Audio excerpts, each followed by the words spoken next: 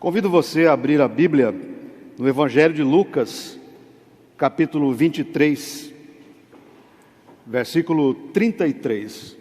Na Bíblia que você tem junto ao banco, encontra-se na página 1061. Página 1061, Lucas, capítulo 23, versículos 33 ao 38. Faremos a leitura de forma alternada.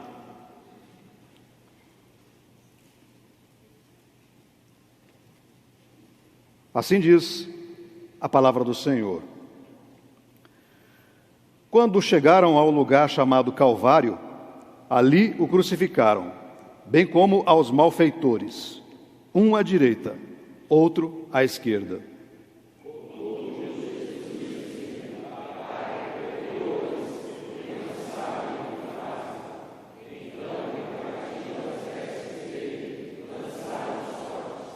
O povo estava ali e a tudo observava.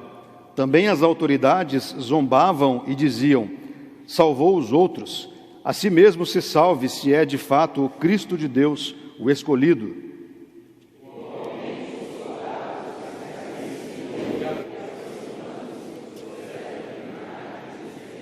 Se tu és o rei dos judeus, salva-te a ti mesmo. Também sobre ele estava esta epígrafe, em letras gregas, romanas e hebraicas: este é o rei dos judeus. Cantemos.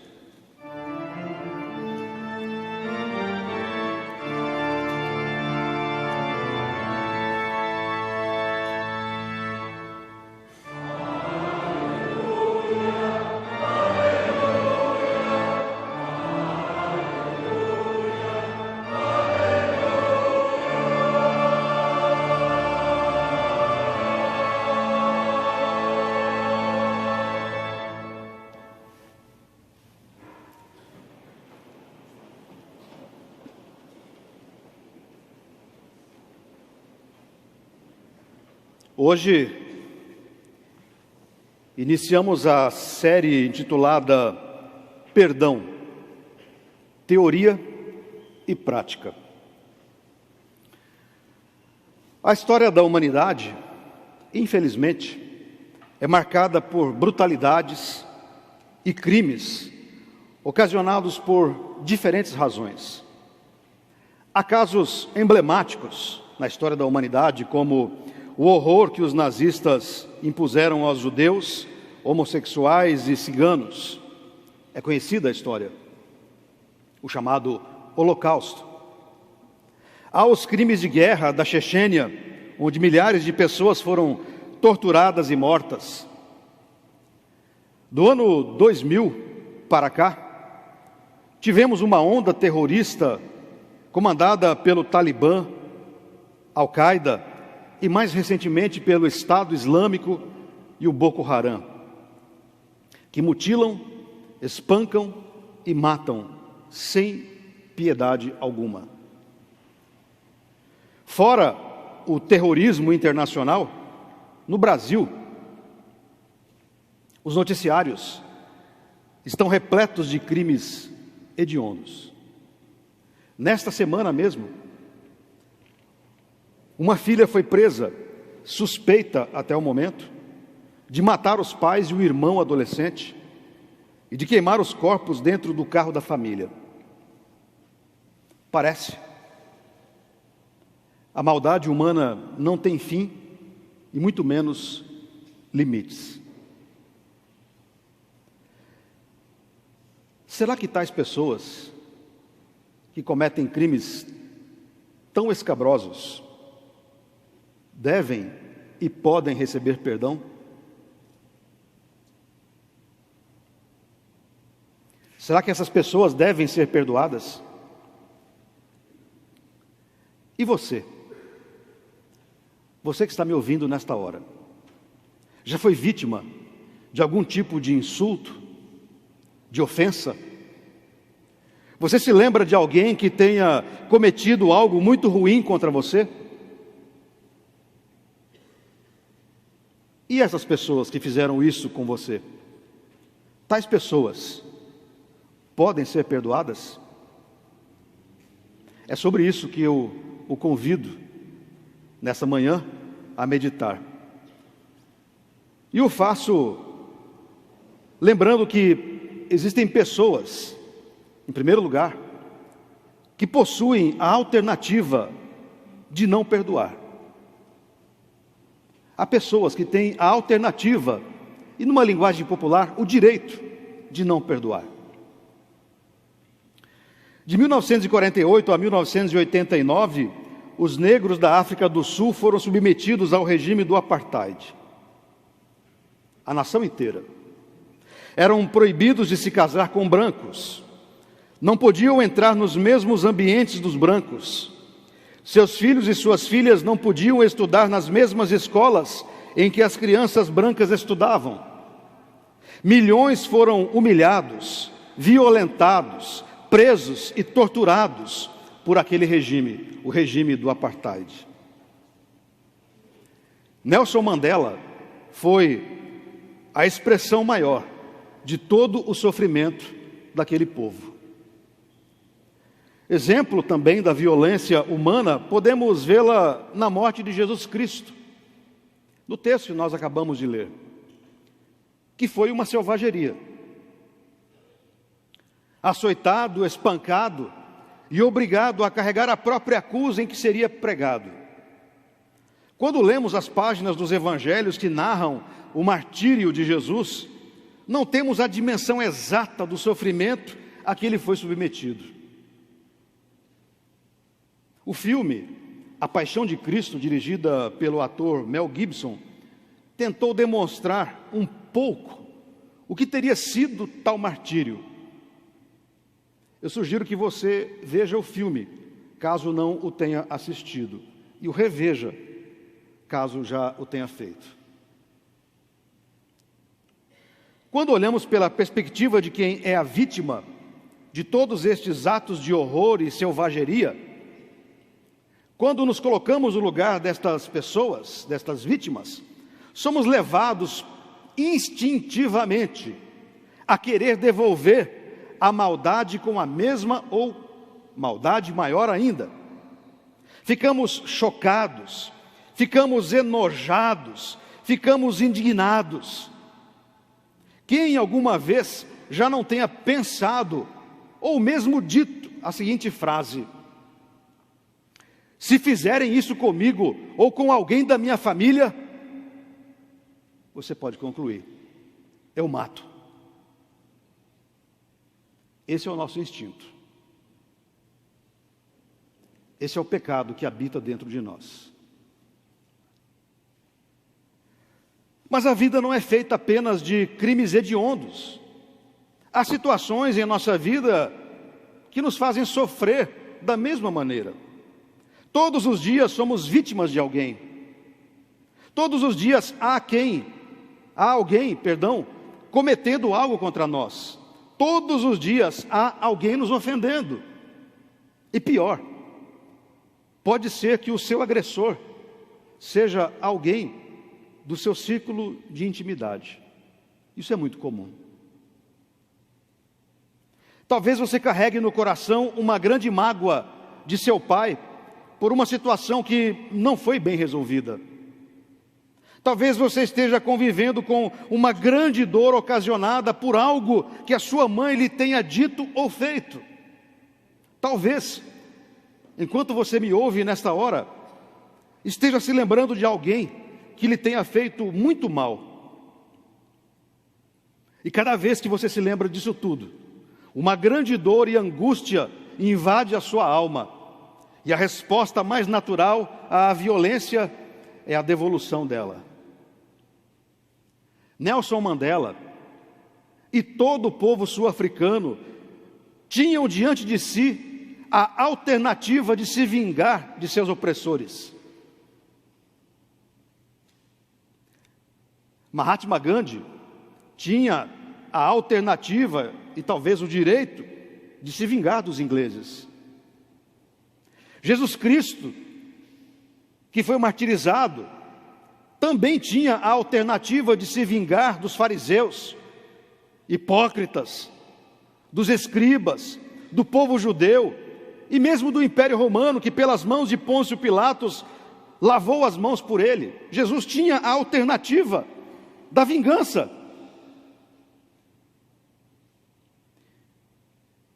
Portanto, todas essas pessoas e todas as outras vítimas possuem a alternativa da vingança. Isso inclui você. Você também tem a alternativa de se vingar.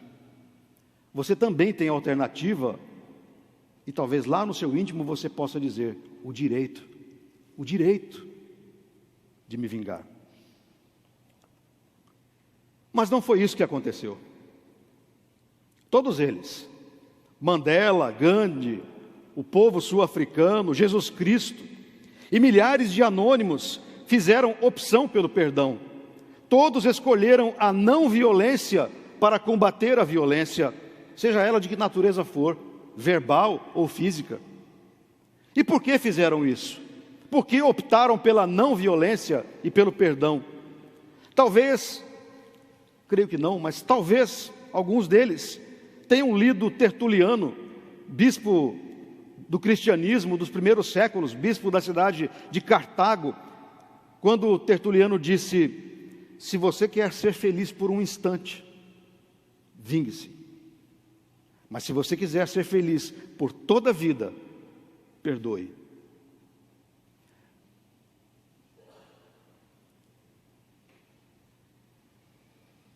Gandhi, o líder indiano, chegou a dizer: se praticarmos a lei do olho por olho, acabaremos todos cegos.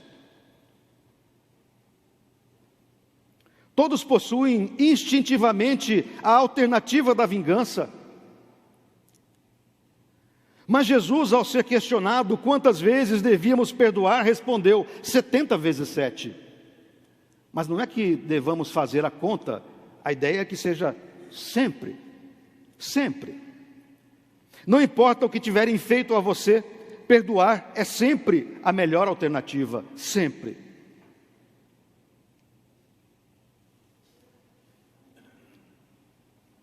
Existem consequências do não perdão e do desejo da vingança. É preciso que saibamos disso. Em segundo lugar, precisamos ter bem claras as consequências do não perdão e da vingança. O caderno cotidiano da Folha de São Paulo, de 24 de outubro de 2011, apresentou uma matéria sobre uma realidade vivida numa cidadezinha da Paraíba chamada Brejo dos Santos, que de santo não tem nada. Até aquela data, 2011, uma briga entre 3 famílias já havia matado 64 pessoas. Outra reportagem, datada em 7 de fevereiro de 2015, portanto 4 anos depois, agora realizada pelo jornal Estadão, dava conta de que o número havia subido para mais de 100 pessoas assassinadas, o que tornou o Brejo dos Anjos a cidade mais violenta do Brasil. A história é mais ou menos a seguinte: em 1995, Pedro Veras de Souza matou a tiros Silvino Mesquita, então patriarca do clã dos Oliveira. Ninguém sabe ao certo o porquê do assassinato. Para a polícia foi apenas uma briga de valentões. Ou de covardões. Para vingar a morte do pai, os filhos de Silvino passaram a ameaçar os familiares do matador. Chico Veras, um dos ameaçados, resolveu se precaver. Vai que ele tenta me matar, matou o primeiro.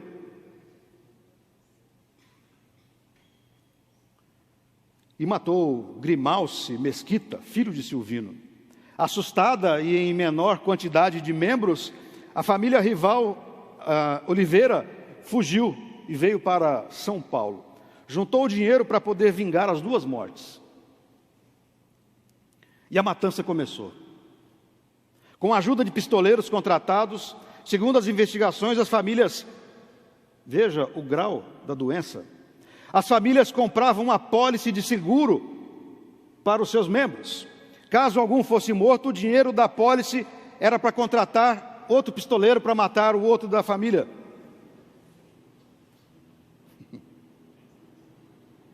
Parece engraçado, mas é terrível. Porque esse é o ciclo de violência que gera o não perdão e o desejo pela vingança.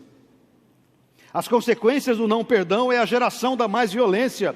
Quando você não consegue perdoar e faz opção pelo revide, perpetra em sua própria vida a violência e assim torna-se tão violento quanto aqueles que lhe impuseram a violência. E gradativamente você vai perdendo a sensibilidade de perceber que o que faz pode ferir outras pessoas. Mas isso não fará muita importância. Afinal, embriagado pela dor e amargura, você inconscientemente pensará: se eu sofro, todos podem e todos devem sofrer. E sem perceber, você se tornará um reprodutor da violência, seja verbal ou física. Outra consequência do não perdão é o aprisionamento. Sim, prisão. Ao negar o perdão, você vai se tornando prisioneiro de sentimentos como a angústia, a dor e o ódio. E pior, ao negar o perdão, se tornará aprisionado àquele que o feriu. Ficará preso pelas correntes da amargura, aprisionado a elas, até conseguir perdoá-lo.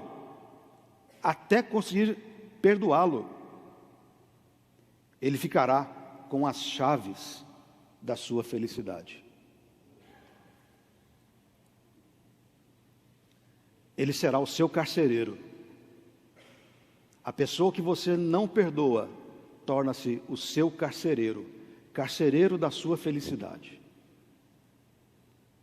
E todas as noites, como todos os carcereiros fazem, ele passará as chaves nas grades que o aprisionam, fazendo um barulho tão grande que fará com que você fique surdo e doente emocionalmente cada vez mais.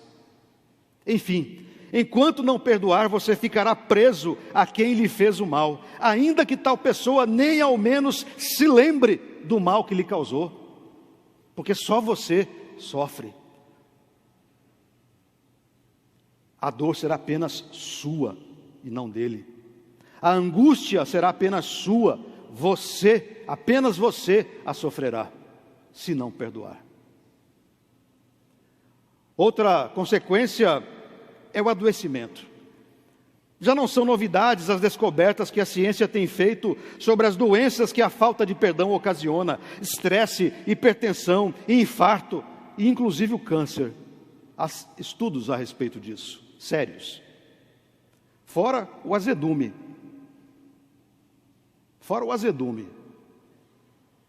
Pode perceber. Pessoas que não conseguem perdoar tornam-se azedas, de difícil relacionamento.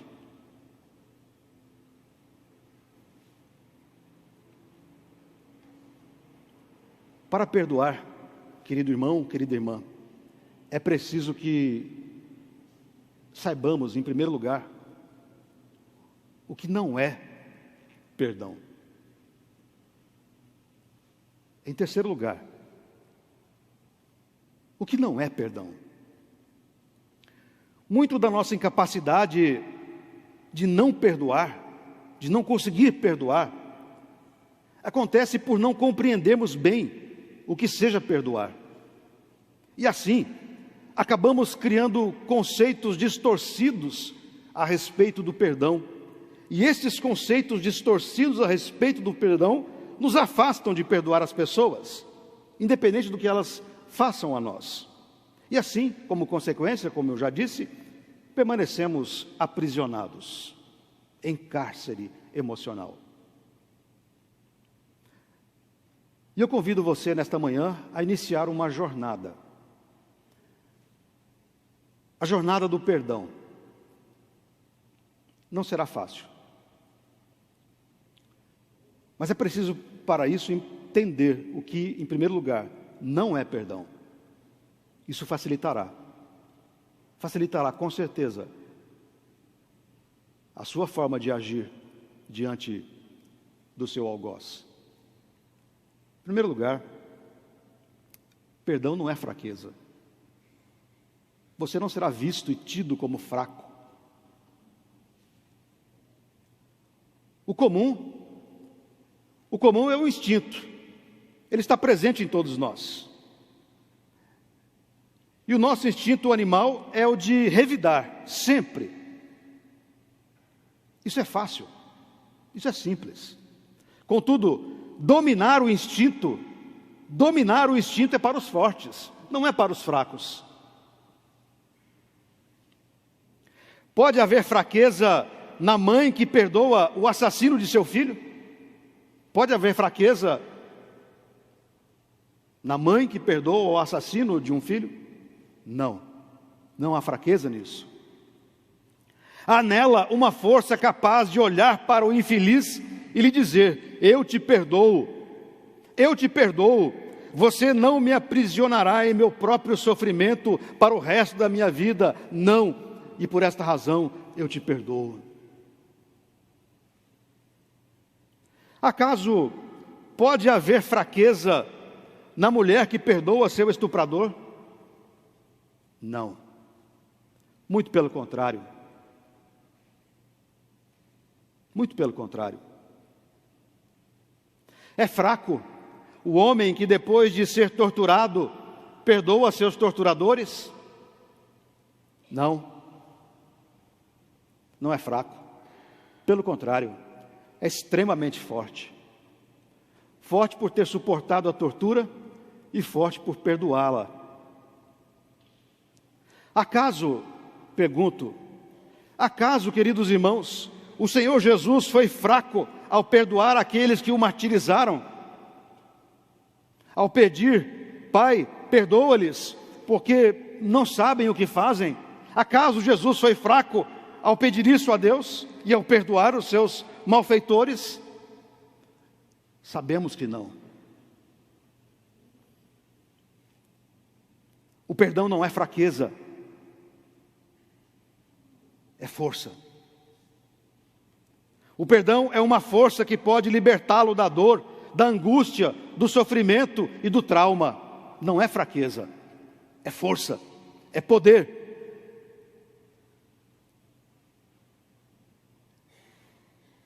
Em segundo lugar, perdão não é covardia. Desmond Tutu, bispo anglicano sul-africano e prêmio Nobel da Paz, escreveu um livro chamado O Livro do Perdão. Nele conta a história de um colega, de um outro bispo, o bispo Mpuvana, é um trava-língua.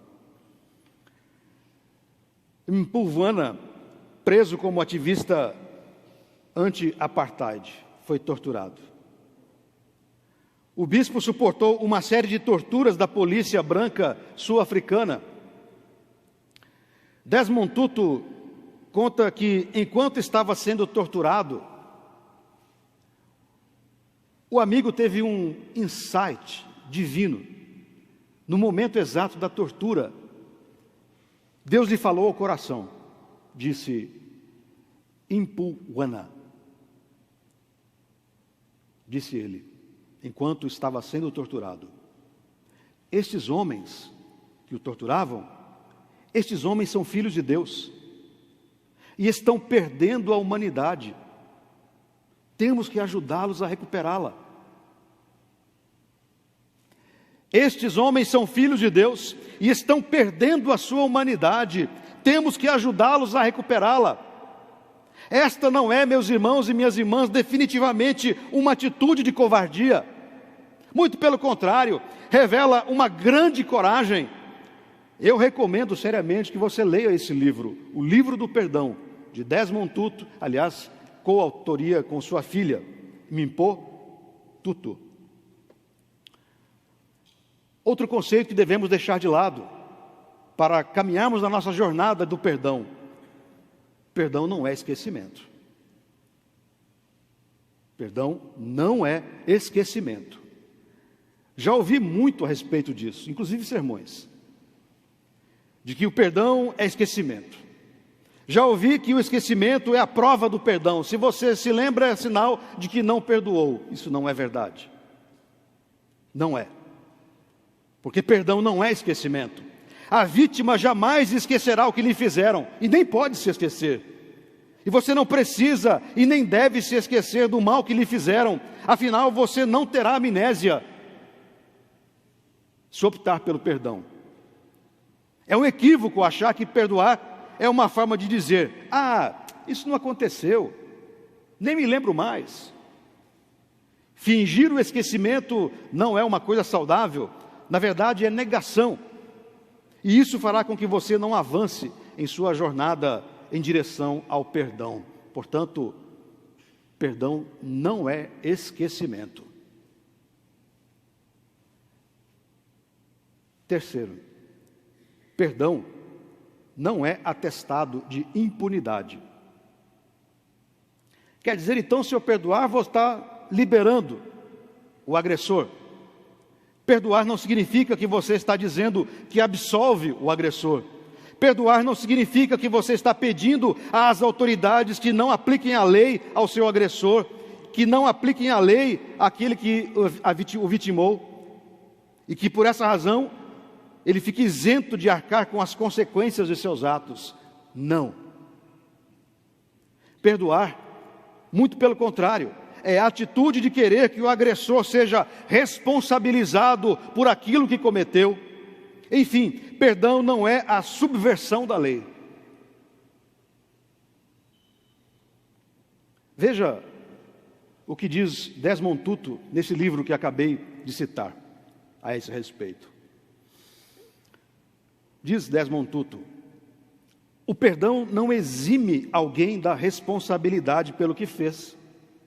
O perdão não apaga a autoria. Não se trata de fazer vista grossa ou ofertar a outra face. Não se trata de permitir que alguém livre a cara ou de dizer que é aceitável fazer algo monstruoso. O perdão consiste simplesmente em compreender que cada um de nós é inerentemente bom e inerentemente imperfeito.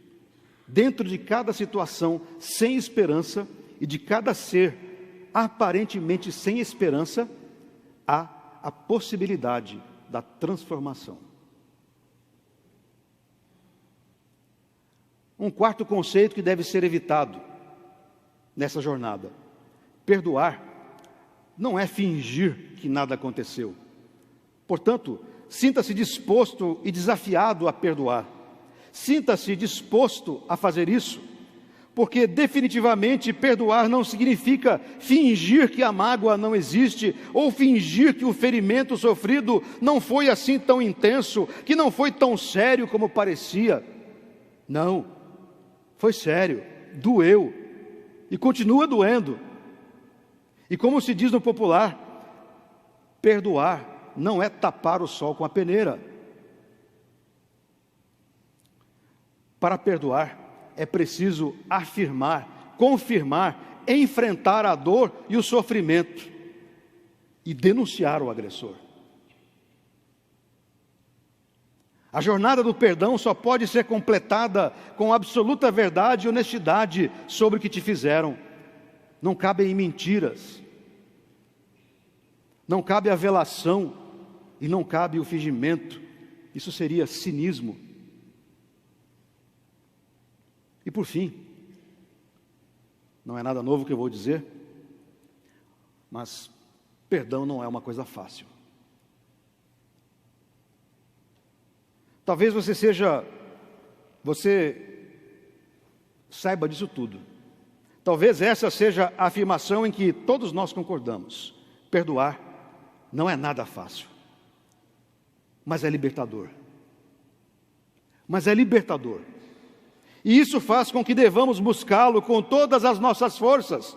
Perdoar é uma jornada difícil que pode durar muito tempo, pode durar uma vida inteira para alguns, mas que ao final será recompensada pela libertação da prisão emocional. E eu convido a colocar-se no caminho para iniciar a sua jornada hoje, a sua jornada de perdão. Eu não sei a quem você deve e a que você deve perdoar, mas eu convido a que você inicie essa jornada hoje. E depois de esclarecer tudo isso, você já deve estar se perguntando, mas afinal, o que é perdoar então? Em quarto lugar, o que é perdão? Deixe-me dizer-lhe uma coisa séria.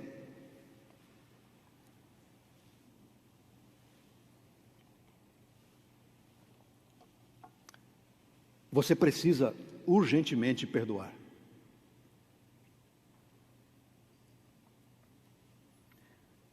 Eu não sei o que você vem carregando em sua vida, trancafiado aí em seu peito, talvez por décadas. Eu não sei o que fizeram a você, mas uma coisa eu sei: você precisa perdoar quem te fez algum tipo de mal.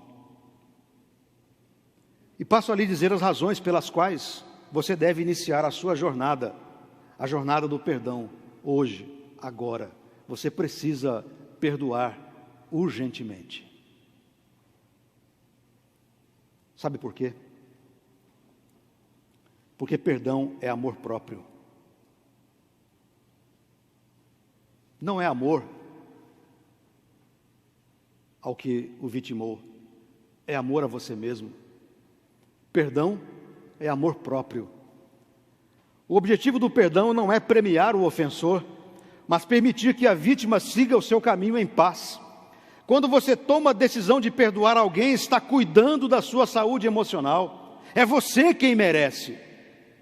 É você quem precisa, não o ofensor. É você. E você deve amar-se. Você precisa se amar. E para fazer isso, você precisa perdoar. Perdoar é a manifestação mais clara de que você se ama e que quer o melhor para si mesmo. Isso fará com que os seus relacionamentos atuais sejam melhorados. Isso fará com que você encare a vida de uma outra maneira, de uma outra perspectiva. Perdoar é uma maneira de inconscientemente dizer a você mesmo, a você mesma: viva plenamente a vida que Deus te deu. Viva em plenitude. E esta vida só será plena se você perdoar. Caso contrário, você será prisioneiro, como eu já disse. Perdão, além de ser amor próprio, perdão é a busca da justiça. Sim, perdão é a busca da justiça. Ao contrário do que possa parecer, perdoar é buscar a justiça a respeito do que lhe fizeram. Isso acontecerá de uma maneira que a lembrança do fato não lhe fará mal, e assim poderá de maneira isenta, não com sentimento de vingança ou ódio, mas de maneira isenta você buscará a justiça. Não como vingança, mas como uma maneira de que o ofensor arque com as consequências de seus atos e assim tenha a oportunidade de pensar antes de cometer o mesmo com outras pessoas. Portanto, perdoar, sim, é buscar a justiça. Perdão é a libertação do ofensor. Lembra-se que há pouco eu disse que não perdoar é tornar-se prisioneiro do ofensor e dar-lhe as chaves da sua felicidade? Pois bem, o contrário também é verdadeiro. Oferecer o perdão é retirar das mãos do ofensor as chaves das prisões que te afligem. Sim, se você perdoar, você se libertará dos sentimentos opressores, se libertará do sentimento de ódio, se libertará da prisão emocional que é o não perdão. E por fim, perdão é uma orientação de Jesus. Bastaria essa. Perdoar é uma orientação de Jesus Cristo. Jesus sabia de tudo isso, razão pela qual orientou-nos a perdoar sempre a todas as pessoas, e não importa o que elas façam. Perdoar é sempre a melhor alternativa. O pedido está, inclusive, na oração que fazemos todos os domingos. Quero concluir lembrando que perdoar é sempre a melhor alternativa, sempre o melhor caminho. Decida hoje andar por esse caminho. Decida agora trilhar por esse caminho que é a jornada do perdão. O perdão não depende da ação de outras pessoas, não depende de nenhuma circunstância, depende exclusivamente de você, apenas e tão somente de você. E eu convido nessa manhã a iniciar esta grande jornada em direção ao perdão. E eu espero que você consiga dizer a você mesmo: eu perdoo o fulano. E se for o caso, e se houver uma possibilidade, espero que você possa verbalizar isso aos seus ofensores. E inspirada por Jesus Cristo, que você também possa dizer a respeito de seus ofensores: eles não sabem o que fazem. Que essa seja a nossa frase, a frase que o Senhor Jesus disse sobre os seus algozes: Pai, perdoa-lhes, eles não sabem o que fazem. A Deus, pois, toda a glória. Amém.